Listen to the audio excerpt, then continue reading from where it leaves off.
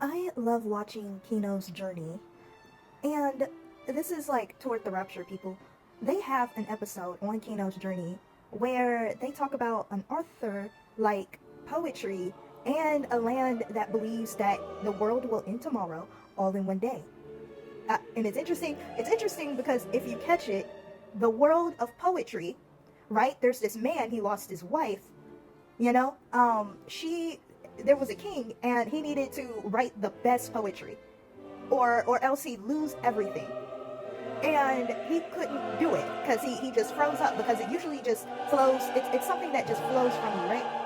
And when somebody just like puts the pressure on, it literally closes all the chakra that you need to be able to form the connection to do the poetry. So he was going through that and ended up losing everything anyway. And then he wrote the best, worst poetry that you had ever heard. His poetry literally destroyed the entire city. It was so sad. And he had a kid, a child that followed behind him and learned every single last word of said poetry.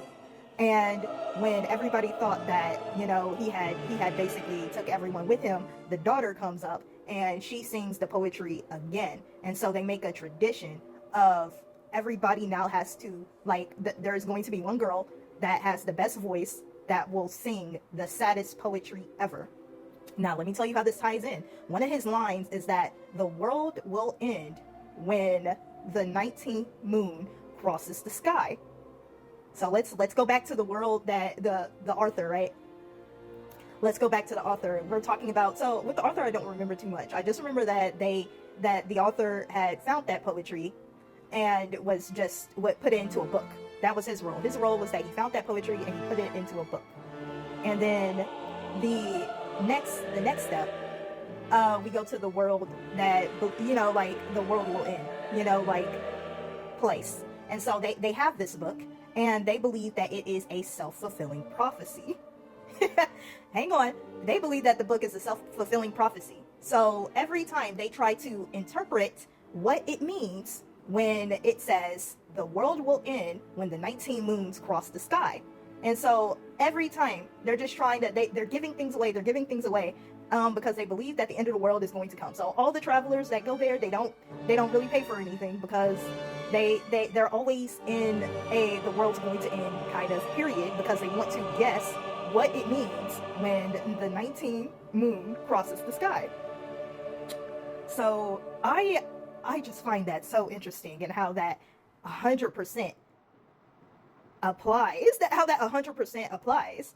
Like religion, right? This book, all of these different books, all of it's just the longest poetry. All it is just poetry, and everybody is just like, nah, this applies to real life. And you know what I'm saying? Like as in it's telling the future, and really it could be just somebody just mourning.